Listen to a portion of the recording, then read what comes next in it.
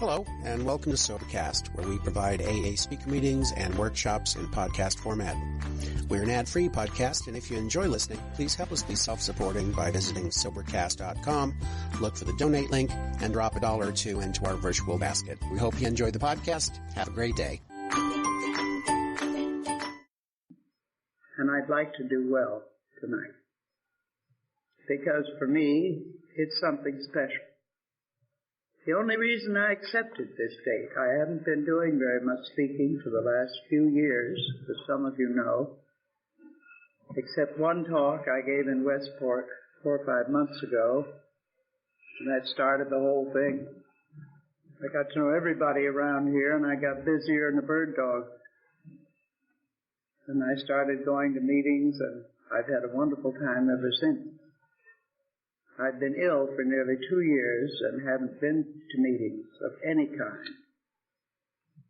So it was a kind of special thrill to start going to AA meetings as my first venture back to the world of health and activity.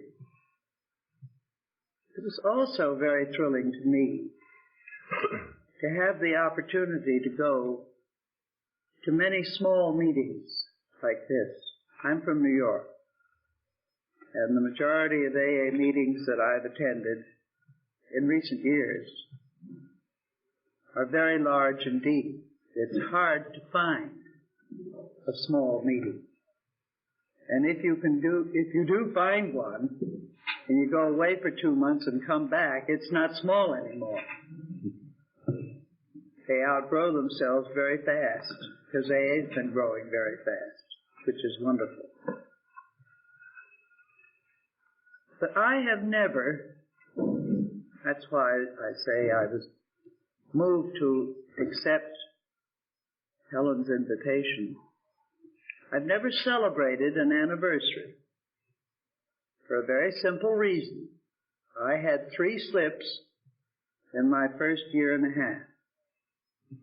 And while only one of them was bad, and I had to be hospitalized, and the other 2 I nipped in the bud by yelling for help quick, just the same, I wasn't quite certain what date I should pick. In my own mind, I was in AA from the moment that I attended that first meeting, and I never left it. Even though I did get drunk. My heart never left AA, and I got back as soon as I could. It was hard going back, too, after that first one. You keep looking around and wondering, what is it they've got that you lost that allowed this to happen? And I found in the end, but I don't recommend it as a way of learning, that I learned perhaps more about myself and my drinking and everything else about me through that slip than I had all the many months before, which I'd been in psychiatric treatment for over a year, and I'd been going to AA regularly as soon as I found it. There was only 1 meeting a week in those days, and it was a very long time between Tuesdays. And I got concerned about that even before I had the slip. That you kind of lived on what you'd heard on Tuesday, and it began to peter out around Friday or Saturday, and then you had to live on your expectations of the next Tuesday and manage to stay sober, and not all of us were able to do that. So I started a group on Friday night where I was living at that time in Greenwich. And Greenwich was actually the second AA group in the East. New York was first. I guess Akron considered they were first, but we didn't, because they didn't become AA right away. When I'd been in AA for about 8 months, Bill and Lois and a couple who had a car, the only one among us who did, decided to go out and see what was happening in Cleveland. where a remarkable event had taken place. One of the Cleveland members had taken the 12 steps to the Cleveland Plain Dealer, their biggest newspaper, and persuaded them to run 2 steps every day on their editorial page with a little box underneath that if they wanted to know more about Alcoholics Anonymous or if they had a drinking problem, to write such and such a box. And the mail came in like a 6-inch blizzard.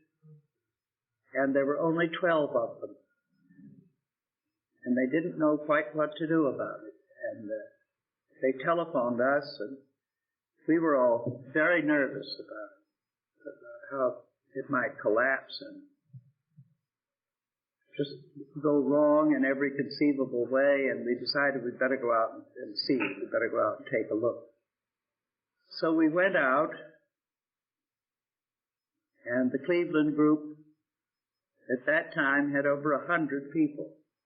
And I remember very well standing out in front of that 100 people, as we all did who had come from New York, and telling them how wonderful it might be one day when there would be groups like that all over the country. And everywhere we went, we would have a meeting to go to or a group to go to, and everybody laughed. It was too ridiculous to believe. You know, that was real grandiosity. And nobody took it seriously. Of course, that's exactly what happened, and much sooner than any of us thought it could. And it was exciting. I didn't mean to entirely skip my pre-AA life. I have to tell you just enough to know that I have a right to be here. I earned my way into AA in the usual manner. I think there may have been some differences. For one thing, although many of my AA friends had the same experience, I had an incredible capacity. I could outdrink anyone or any group of people. I never had a hangover. I never had rubber legs. I never fell down. I never had thick speech. And I got away with it, in other words. I had what I today consider to be an abnormal bodily reaction to alcohol, right from the word go, because I don't think that a normal body could have consumed that amount of a toxic substance as frequently as I did, as consistently as I did, and show no effects from it. I think that was abnormal. And so I think that actually I was an alcoholic right then. But it wasn't giving me any trouble. In fact, I had a wonderful time. I enjoyed every minute of it. I not only didn't get into any trouble, I was patted on the back and everybody thought it was wonderful. And I'll give you just one example, because I don't want this to go on endlessly. I had a beau who was a very eligible young man and older than I by some years, and he went around with a young married crowd. And they were known as very fast. That would date me if nothing else did. And I was terribly pleased when he started dating me. And I started going out with this fast crowd. I liked them. They were my types. And boy, they drank plenty, all of them. But one night, at a big dinner party, the men were talking together after dinner, and they got into an argument as to whether I or a girl named Virginia, I don't remember her last name, could drink more. And Virginia had her backers who said she could, and I had mine who said I could. And it got to the point where they decided it had to be decided by a contest, because they were going to bet on it. over $5,000 was bet on this contest. And one of the young couples had their family's home, which was an enormous house on Lakeshore Drive in Chicago, where this took place, where I'm from. And it was, they were away. They were in Europe, I think. So we had the house to ourselves. We kept the servants just long enough to prepare things and then got rid of them. And in what was the basement of the house was actually the servants' quarters, a big living room, and plenty of room. That's where we set up the bar. The drink that was decided upon, I must say that 3 men either volunteered or were tapped, I don't know which, as judges. Their job was to keep a close eye on Virginia and me and see that we didn't pour any of our drinks into the potted palms or out the window, or that we didn't in any way undercut the other one by pretending to have drunk more than we had. And they decided what the drink was to be. Now, I don't know if all of you know what these are, because I haven't heard the word in many years, but they were called French 75s. And if you remember Prohibition, gin was a safe drink because you could make it in the bathtub. So there was always gin available. And in this mansion that we were borrowing, there was a very good cellar and there was plenty of champagne, good champagne. So those were the drinks, and Virginia and I had to go to a certain place to get our drinks. So one of the judges was there and measured the drink and saw that we had the same amount of gin and the same amount of champagne in each drink that we took. And it was a lovely party. The house had a dumb waiter in it, and I rode the dumb waiter up to the attic and down again. There was one young man who played the piano, and he got tired of playing the piano, and he came down and he was spending too much time in the cellar. And I grant you he wasn't a great big football player, but I picked him up, carried him upstairs, and sat him at the piano and said, "You stay there." And he did. So he played the rest of the night. But we had a wonderful time. Everybody did. Gradually, the party became depleted. People began to leave, and some of them didn't leave in body. They just left in spirit. There were little humps around. About 3 o'clock in the morning, the only ones left on their feet and looking perfectly as they did when they came were Virginia and me and the 3 judges. And the 5 of us went out and had a big breakfast. So it was a draw.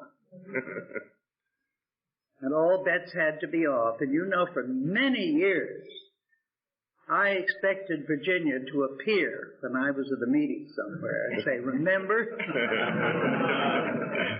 Because I hadn't any doubt whatever she was an alcoholic. She had that same abnormal bodily reaction that I had. She drank the way I did. She drank as much and as often as I did. And none of those things were normal drinking. I didn't know enough to know that then. Nor did anybody else. As for the word alcoholism, no one had ever heard of that. We knew there were drunks, but they lived down, New York called it the Bowery. It was West Madison Street in Chicago. And you didn't know those people. You never saw them. And nobody in your world was a drunk. I used to hear whispers about somebody whom I called Uncle Gil. That Uncle Gil drank. And I used to wonder about that. Why did they whisper that? Why did they say that word in that voice? They drank. Everybody drank. What was it about Uncle Gil? Well, Uncle Gil drank. And that's the way they used to speak of it. They didn't use the proper words, and they didn't know what they were talking about at all. And I don't know whatever happened to Uncle Gil. He died young, and I suspect he died of his alcoholism. A very attractive man. But the change in my drinking occurred in its 10th year. I started drinking when I was 17, and the year that I was 27, everything changed. Not bang, the whole lot at once, but piece by piece during the year. The first thing was a blackout. I didn't know what that was. I'd had a fall, perfectly legitimate fall, that did not have to do with drinking, and hit my head on a banister. And I went to the doctor saying I thought I must have a concussion, and he said, "You do. And just don't drink for a few days. It isn't a serious one. You'll be all right." Well, that was simple. I didn't drink for a few days. Even then, as at the very end, I could not drink at all for a certain period. Not too long a period, but for a certain period. I couldn't drink just a little bit. That was the difference. If I drank at all, it was all out. And if I didn't drink at all, I could stay sober. And the only problem was I never knew when those sober times were coming or how long they were going to last. And it's very shaky. You feel very shaky. If you've had 2 or 3 days of good drinking, and then all of a sudden it goes to pieces again when you didn't expect it to. And I think it's that uncertainty that makes an awful lot of alcoholics throw in the sponge and give up. It's hard to bear, but it's one of the peculiar things that happens in us. The next thing that hit me was the hangover. And I've always said that we ought to have our own word for that, because what happens to us never happens to the ordinary drinker. If they had a hangover like I had, they'd have the ambulance and they'd be in the hospital with 3 doctors by the bedside. We wouldn't, of course. We wouldn't dare. We'd be afraid to call for help. I think that's what keeps a lot of people from help, even today.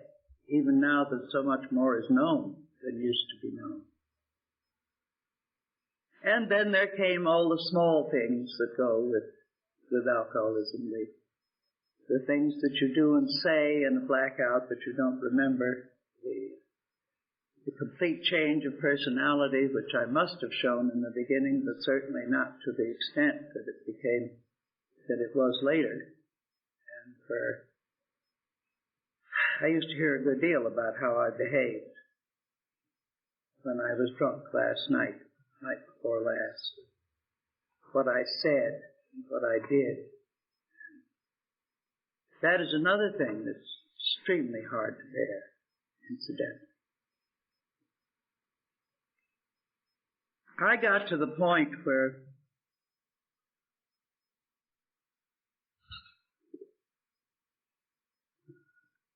I really couldn't bear myself anymore. I didn't like what was happening to me. I didn't like what it was doing to me. I didn't like the way it was making me look. I was with my sister. I'd come back from Europe because I was convinced I was insane, absolutely convinced. I couldn't think of anything else that could have happened. I said something must have snapped in my brain that affected my drinking. So I started going, I was living in England. I started going to psychiatrists, because that's where you go if something snaps in your brain. None of them would admit that I was sick or that I was insane. They all said I wasn't. They didn't tell me what I was. They didn't tell me what I could do about it. But they wouldn't touch me with a 10-foot pole. They wouldn't take me on as a patient. And when I finally decided that it was clear to me, at any rate, that one of them was going to lock me up for good, when they really recognized how bad it was, I thought I'd better come back to my own country. I'd been abroad 7 years without ever coming back. And if I was going to be locked up forever, it better be on United States soil.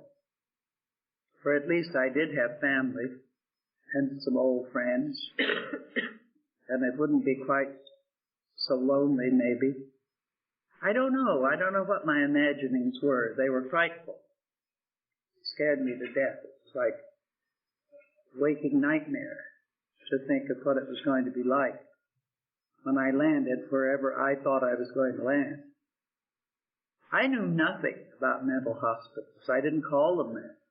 We called them loony bins, you know. What was the other favorite word about them? Well, there were all kinds of slang words about them, but the snake pit was the other one I was trying to remember. That was a very favorite phrase to describe a mental hospital. And that's all I knew about them. I'd never been inside one. But I had a very vivid imagination. And my imaginings of what they were like were not pretty. They wouldn't make anybody want to visit one or go inside them. So I knew that I was headed for that. I had no doubt of it, and I did think maybe they might be a little better over here than they would be in England. I don't even know why I thought that. But I don't know that I knew too much about what I was thinking anyway. I think that last 5 years of my drinking, from the year in which it changed, it went a rapid spiral down. Steadily down. With no breaks, no stoppage, just down. For instance, when I got on the boat from home, I had decided that I wasn't going to drink on the boat. And I decided this, nobody else.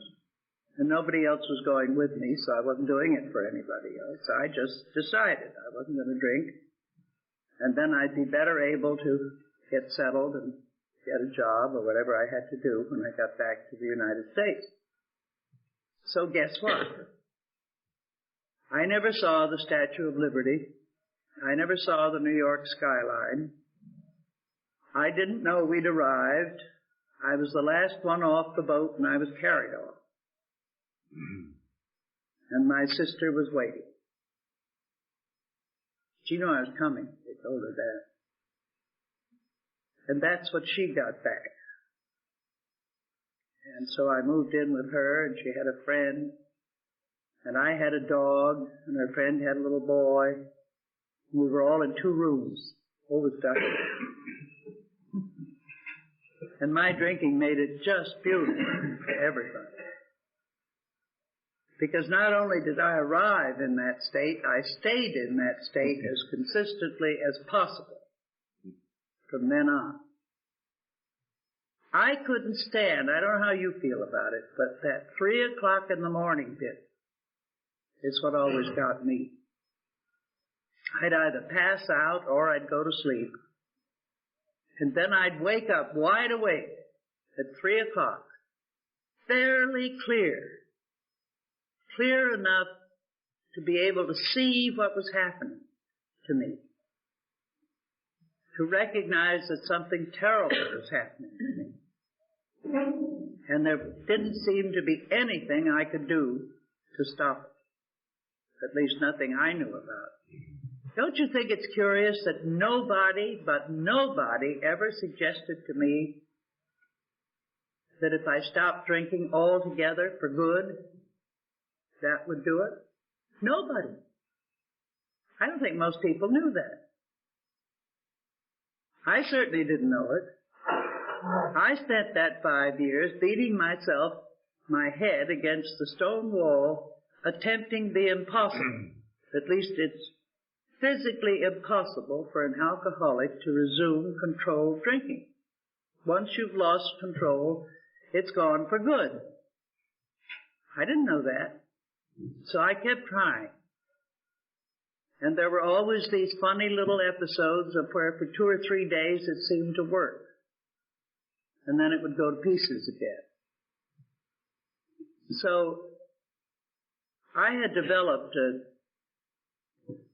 I might say just in passing that I tried suicide twice. And I had decided the third time was going to be it. I wasn't going to make any more mistakes. I came close the second time. I smashed myself up good the first time. Spent 8 months in the hospital. And the second time I nearly made it, but I was going to have to do better because I didn't want any more of that kind of life.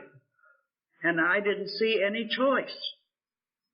I didn't know there was any other for people like me. I finally had a gift. I was trying not to drink. On one of my rare going on the wagon experiments.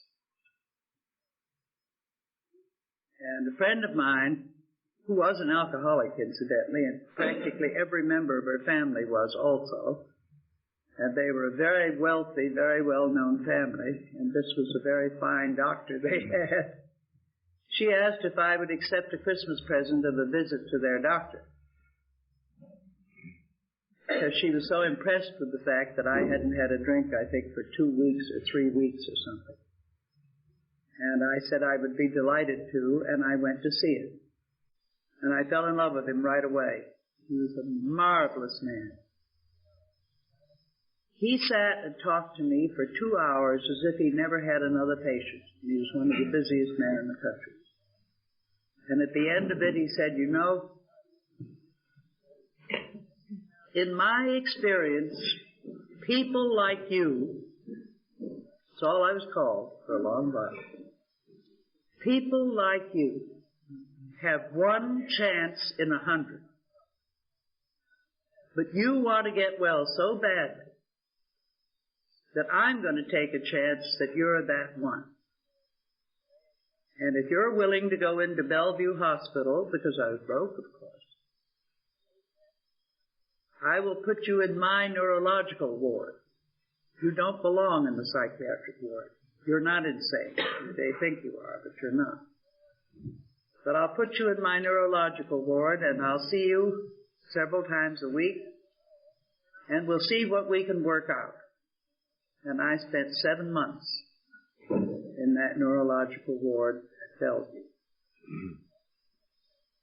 And always I kept telling him that wasn't enough, because I didn't see him for long, a matter of 10 minutes at a time, that I needed more treatment, that I needed more help than I was getting. And he said, well, don't you think now you're physically well again, don't you think you could go out and make it? And I said, if everything went absolutely smoothly and perfect, nothing ever went wrong, maybe I'd make it. But if the first little thing went wrong, I said, I know where I'd go. I'd be right back where I was, because I'd head for a drink as fast as I could. I didn't trust myself. I don't know how I knew these things. I just instinctively knew them, about me anyway. So he called me, came to see me one day, and he said, I found a young psychiatrist who's doing some research work here. And he says that he'll see you an hour at a time whenever he has some spare time to give. He'll let you know. He'll send for you. You'll go up to the 5th floor. So I did. And for 4 or 5 months I saw this young man.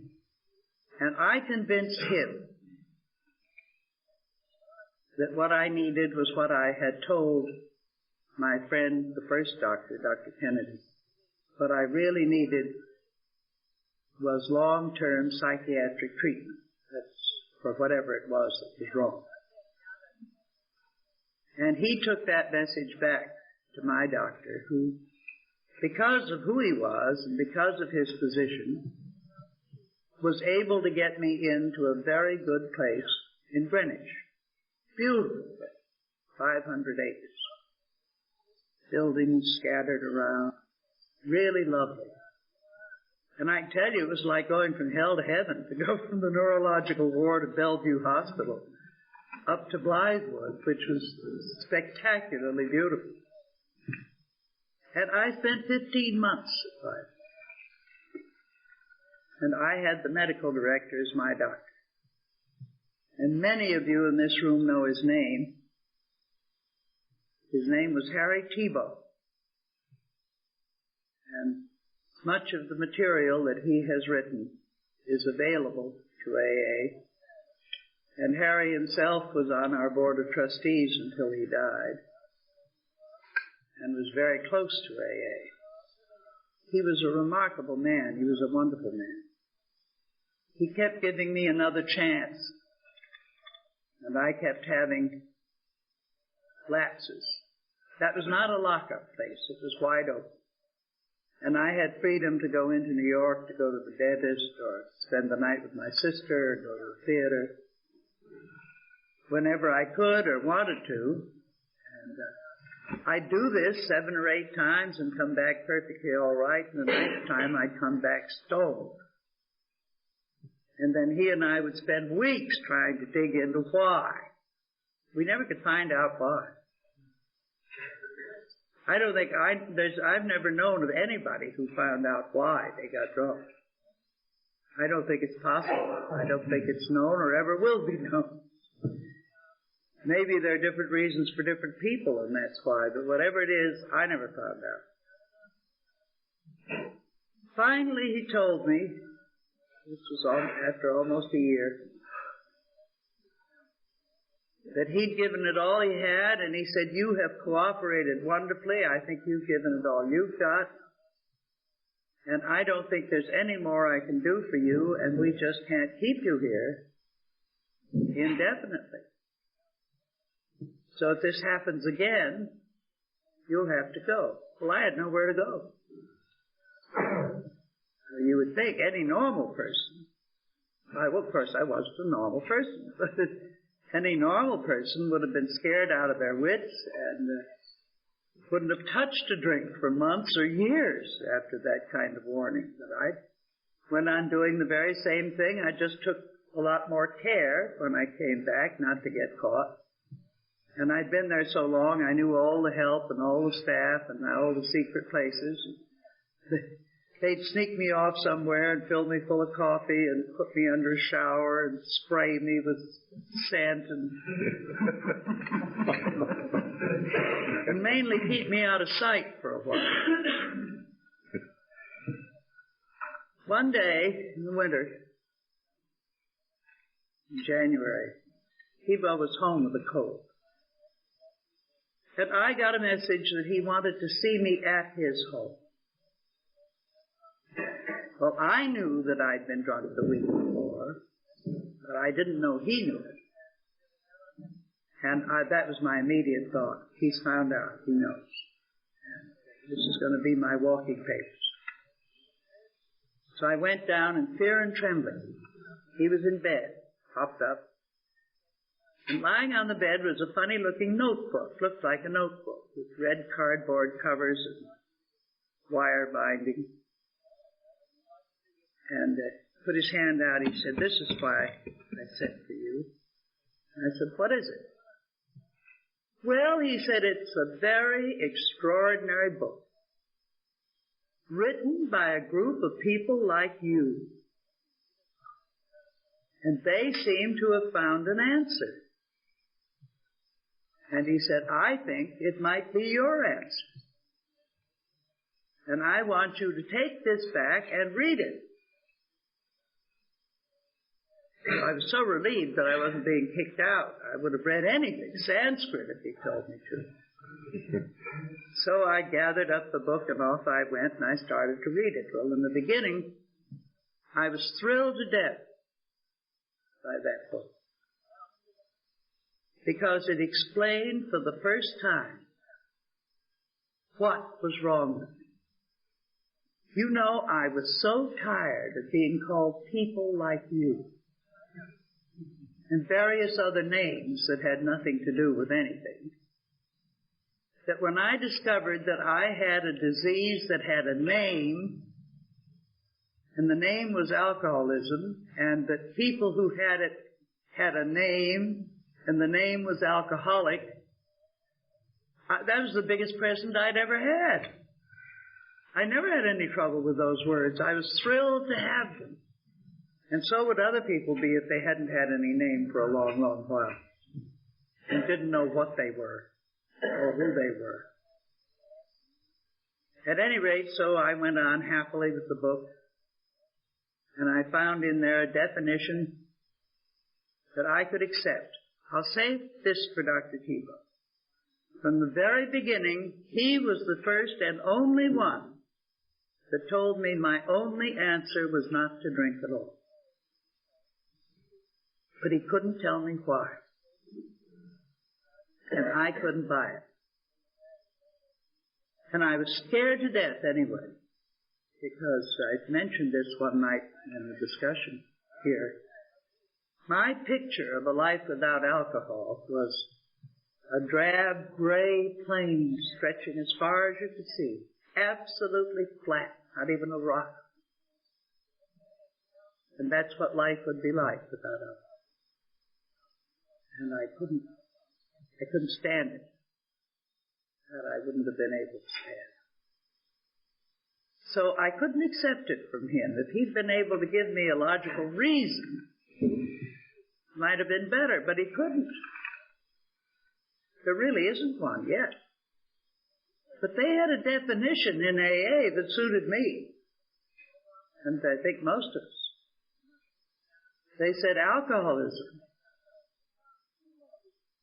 is an obsession of the mind coupled with an allergy of the body.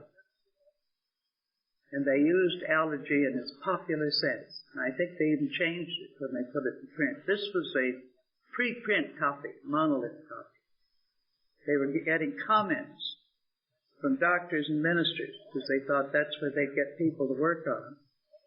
And they didn't want anything in that book to offend either psychiatry or the clergy. But then it went on to say that they couldn't do anything about this bodily difference because nobody knew what it was, and it seemed to be irreversible. And it meant that that person could never put alcohol in their body safely. The problem was they also had an obsession of the mind about drinking that drove them to drinking even when they didn't want to, even when they had decided not to. You know, this made sense. I read that and I thought, well, now I know. Now I know what I've got to cope with. Well, that was dandy. That was quite early in the book, if you remember. I didn't have to go many more pages before my hackles started rising. And I began thinking I couldn't stand this book, and I certainly wouldn't be able to stand the people who wrote it. Because every other word had a capital letter, and it was always the same, G. I never saw God so many times on a page as I saw on those early pages of that book. And I was above that kind of thing. I was an intellectual. I had outgrown God when I was 17. I wasn't going to go back to that. So these poor benighted people who seem to have found an answer, I decided, and so told Dr. Tebow, that they were victims of self-hypnosis. The poor things. And it couldn't possibly last. So what was the use of my paying any further attention to it? Well, he said, for my sake, I would like you to continue reading the book. So I read as slowly as I could just enough to have ammunition for the next time I saw him to blow down the next few pages. And I found plenty. It isn't the best written book in the world, especially if you're a writer yourself. You're fussy about things like that. So I quibbled, and I argued, and I dragged my feet, and I threw the book around the room when it made me mad enough. And this went on for nearly 2 months. I can't remember whether I had come to the place where it talks about a crisis. I guess I had. But at any rate, what the book calls for happened. It says you must have a crisis. It will bring you to your knees before you can really surrender and accept the AA program. It's written right there in the book. I had a crisis. It was not of my own making. It affected my sister, not me, but it couldn't have affected her if I hadn't been where I was. I therefore felt it was all my fault. And there wasn't one single thing I could do about it. Nothing. Except want to kill the guy. And I really did. I really wanted to kill this man. To such an extent that something happened I had never believed was real. I had always believed it was a phrase of rhetoric. You know how you read about how people see red? Or they saw red and they got angry? I saw red. Everything had a film of red. And I lay there, just lying on the bed, deciding what I was going to do, that I was going to walk a mile or so into Costco, and I was going to buy 2 bottles, and I was going to come back and consume both bottles, and then I was going to bust the place up. And hopefully get the guy. He was the manager of the place, so it would immediately disturb him if I did. It's a very interesting thing, been to me ever since when I think of it. How we, who so many of us consider ourselves intellectuals and intelligent beyond the ordinary, and a lot of alcoholics are. No question about that. But we have a tendency to think of ourselves that way.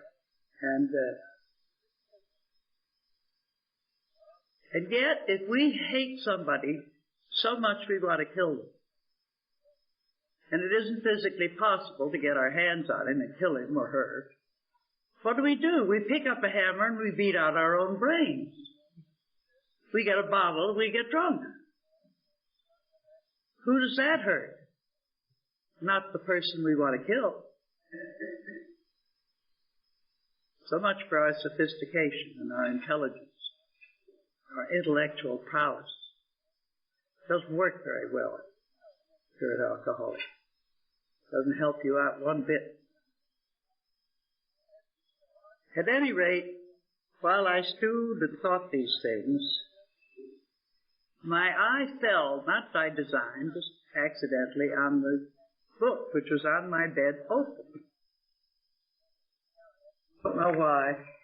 That was the magic key. We cannot live with anger. And the next thing I knew, I was on my knees beside that bed. There was a large wet spot. I'd obviously been there quite a while. Certainly I'd been crying. I think I'd also been praying, although I'm sure I'd forgotten how to pray. First meeting I went to, when they said the Lord's Prayer, I couldn't go beyond the first phrase. I'd forgotten. Oh, I'm so ashamed. I hadn't boned up on that before I got there. Think about it. I didn't know that's how they finished the meeting back then. But I lifted my head and I could see out the window, and everything looked different. The sky was bluer, and the green was greener. And I knew I could walk out that window and keep right on walking. I was free. The words in which it came into my mind. You're free. You're utterly, absolutely, completely free. There was a presence in that room. More than that I can't say, because there's no way you can describe a sensation like that, really. But it's as close as I can come.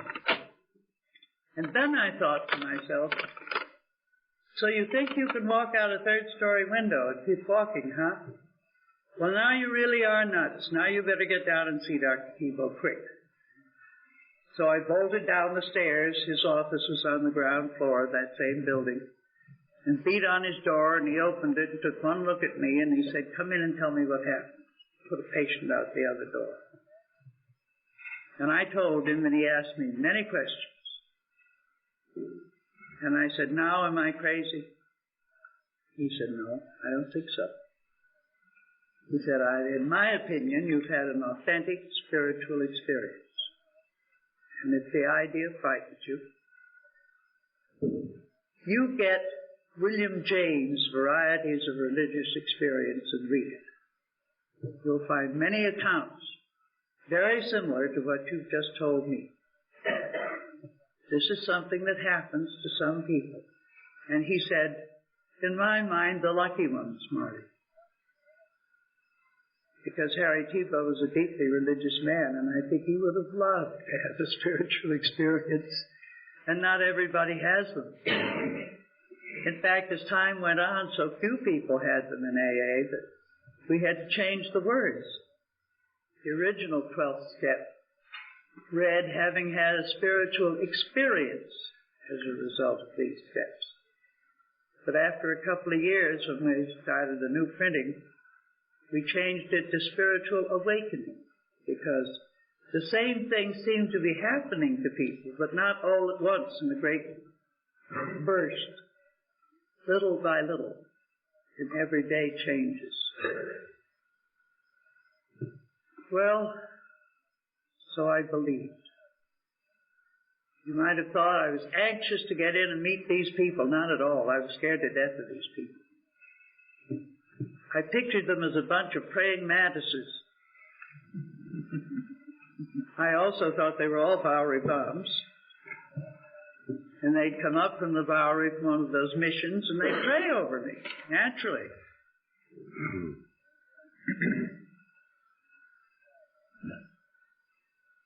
And I didn't like that idea at all. So I managed to put off for another month. This all began in January, and I didn't get to that meeting till April. And then Tebow put his foot down. He said, you're taking the such and such train, and here's a card, and this is the address you're going to, and they're expecting you, and they will take you to a meeting. And so I went. I never was so startled. To begin with, the apartment was on Sutton Place. That made me feel a little better. In the second place, the man of the house, Popsy Marr, was a perfect Virginia gentleman, absolutely true to type. And in the third place, they had gotten a man for me, who was the handsomest creature I had ever seen. A black Irishman, black curly hair and blue eyes. And they acted as if this was just a nice, normal little dinner party. And we had a very pleasant time. They didn't bring up any unpleasant subjects or anything to scare me. But after dinner, they said, well, now we're going to Brooklyn. And we go on the subway. So we got on the subway and we went to Brooklyn. And on the subway, a couple of people came up and joined us who were going the same place with everything they owned in paper bags. They had that kind, too. They lived in the Mills Hotel. I've never heard of that. I think it still exists. And we went to the meeting, and we went in this perfectly pleasant brownstone house, very attractive. And it looked to me like hundreds of people in there. I've never seen so many people. And I took one look, and I rushed upstairs, but they were going to leave the coats. And I didn't come down. I wasn't going to come down. I just couldn't face it. I looked back later, and I realized that that had been the thing all along. My very first drink I had to have just in order to have an ordinary date or go to a party. And how could I face anything as important as this without a drink? But a very, very nice woman came up. And she came over and she put her arms around me and she said, "You know, we're waiting for you." She said, "We've been waiting for you for a very long time. Everyone wants you. So come on downstairs." Her name was Lois. And I've always felt ever since that Lois Wilson was as much my sponsor as Bill was. Because those two people took me under their wing. And they had to, because there were an awful lot of men in that group that did not believe that women were alcoholics. They didn't believe there was any place for women in AA. And they certainly didn't think I was. They didn't think I looked like one. Remember, I'd been hospitalized for almost 2 years by then. I looked pretty healthy. And another thing was they thought I was too young. And I was far the youngest in the room. They told me, one of them said, "Well, you can't possibly have suffered enough." I said, "Oh, I just doubled up. I telescoped it," which is true. But I had my troubles in the beginning with the skepticism of the men. And then I made very good friends with others. But I was the only woman for almost a year. And it was lonely. I could see Lois and talk to her, and Lois was pretty close to being an alcoholic. She'd lived with one for so long. But she really wasn't one. There had been one woman ahead of me whose story was in that original book I read. But she was a very sick woman, and she had a bad slip right after I came in and never came out of it. She died. So the one person, and anyway, she lived in Washington. She didn't live in New York. So there wasn't anybody but the dozens and dozens and dozens that I tried to get into AA with absolutely no luck at all. And the men began to think and say that I was a freak. They'd been right all along. It wasn't for women. You had to be a freak if you were a woman to get into AA, to become an alcoholic and belong to AA. Well, fortunately, a second came along, and then a third. And we started to move, and we started to grow. And that's the beginning. And I have talked far longer than I intended. I'm tired now anyway. I'm going to sit down, and I hope you've enjoyed it.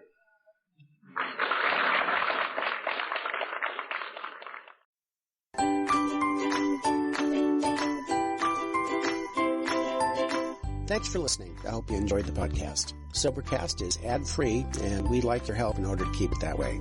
So if you'd like to help us be self-supporting by pledging $1 or $2 a month, visit Sobercast.com and look for the donate links. Thank you very much.